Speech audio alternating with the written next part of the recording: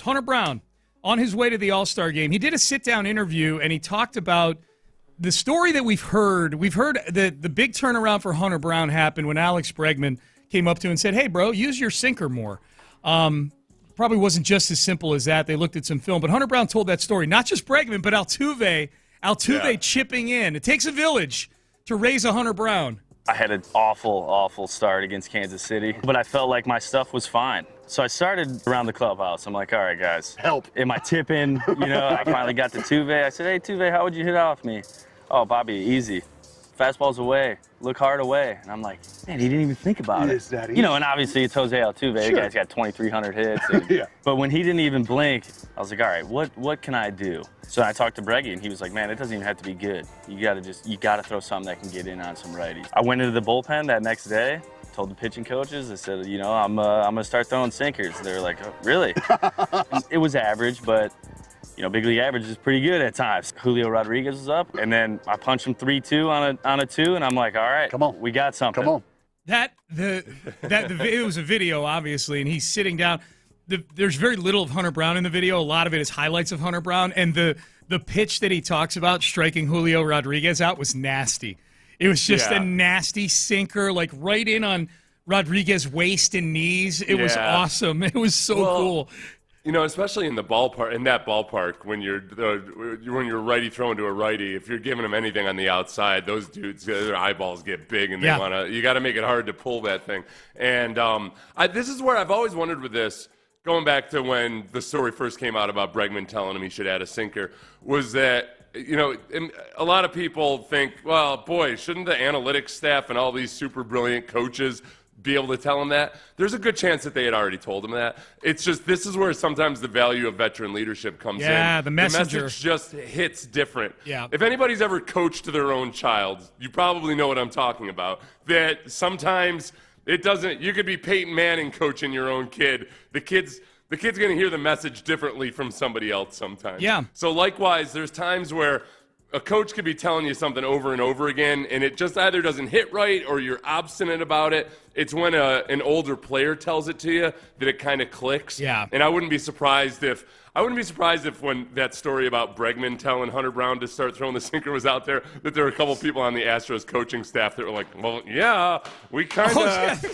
we were kind of telling him the same thing. Bregman's getting all this credit in the Athletic for this stuff they've been doing. Well, I think too, Seth, it speaks to the power of desperation. At that point in Hunter Brown's, not just his season, but probably his career. Like that was 2024. He came up in 2022, was okay in 2023, but not great. And now all of a sudden he's in the first month of 2024. You're in year 3, essentially, or year 2 plus, and you're getting racked for 9 runs in the first inning against Kansas City or whatever. I mean, I remember the outing he's talking about. It was freaking terrible. It was awful. Yeah. So I think it speaks to 2 things. One, what you just said, which is sometimes the messenger matters, and I think sometimes too, and we've all probably experienced this in our careers, whether it's in radio or before radio for me or whatever, where you're like, man, like I'm staring into the abyss right now, You know what? It just reminded me. I hadn't thought about this in years. Chester Pitts. I'll have to call Chester and fact check myself on this. But when Chester Pitts was a rookie, I remember having a conversation with him where his coach, I can't remember who it was at the time. It might have been Joe Pendry. But his coach was just banging on him about, like, cleaning his hands up.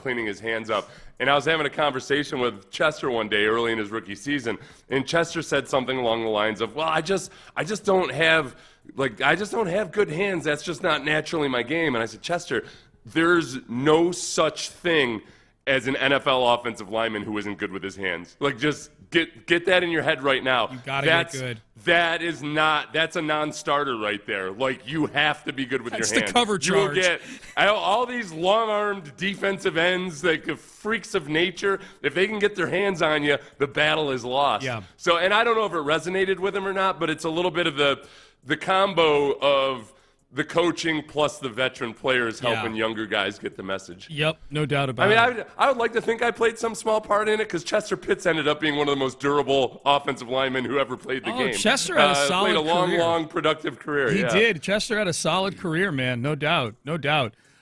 Speaking of which, there's another why Alex Bregman is awesome story in The Athletic this past week. Guy hasn't even played in like 2 months, and they're like, iPad quizzes and pop quizzes, and these are the reasons why Alex. That was the title, something like that. But Bregman in Boston, there's all sorts of anecdotes in it. Like since getting injured, Bregman basically stands next to Alex Cora like a second manager in the dugout, and he's shouting instructions and helping guys out in a way that in this, at least this piece, makes it feel hyper productive. Like it's like guys talk about the advice they get from Bregman as really being game changers for them. He does pop quizzes with the hitters on opposing pitchers. I don't know if he ever did this stuff when he was with the Astros or not, but it's getting a ton of attention with the Red Sox. And they've got a lot of young guys on that team. Apparently, Bregman had 16 pages worth of questions during his free agency sit-down with the Red Sox to ask them. 16 Sean, pages. I've told you this before. At the Houston Sports Awards? Yeah. Dude, I've never been so impressed with any athlete in this type of setting where Bregman was emceeing the Houston Sports Awards, and this guy was more prepared than probably every professional MC I've ever seen. Because I went up to him just to go over exactly. I think I had one or two kind of interactions with him during the program. Yeah. And I'm kind of looking at what I'm supposed to be doing. And I was like, okay, so just to be sure that you're going to be standing here, I'm going to be standing. And he's like, yep. And then you're going to talk about such and such and such and such. He knew. Then I'm supposed to present this thing. And then we go back to you without looking at his notes. Yeah. Like, and he had my prompts verbatim down. So who knows how much time he had spent on this, prepping for it and everything. But he was as professional as I've ever seen. That's amazing. It was really, really impressive. So you're not surprised? You're not surprised?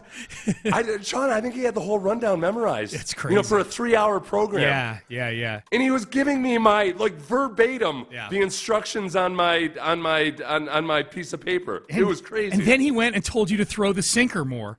Like, Seth, you really need to throw more sinkers. Yeah. It's like, you know what, Seth? I noticed in the previous segment you ended a phrase with a preposition. You might want to try to clean that it's up. on your syntax. That would be great. That would be so good.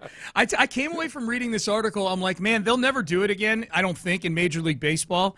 But, like, if there were ever a player manager again, like Alex Bregman could do that. If anyone could play and the last one to do it was Pete Rose very late in his career. And he managed to do that while gambling on his team. That's a lot to process. Playing, able to do it in managing, this age of... betting. That's three big things. Do you think it would be an addition or a subtraction to his performance with the availability and the ease of gambling now, where with a smartphone, I feel like it might be too much for him to balance all those things if he had the option of retreating to the clubhouse during the commercial breaks to put in bets and everything. Way easier in 1986 when you had to call in all your there was no live wagering back then because of the no internet yet. Yeah, but way easier back then. Imagine the live wagering at the end of. He would inevitably get caught when it was late in game type stuff. Oh yeah, especially in games where you might have a 7-run lead or something. Some of the crazy, but people, the announcers would be saying like he is managing his butt off for having a 7-run lead. Wow, he's swapped that position out 3 times. Yeah, there'd be too many tells. There'd be too many tells. Oh, there'd be so many tells.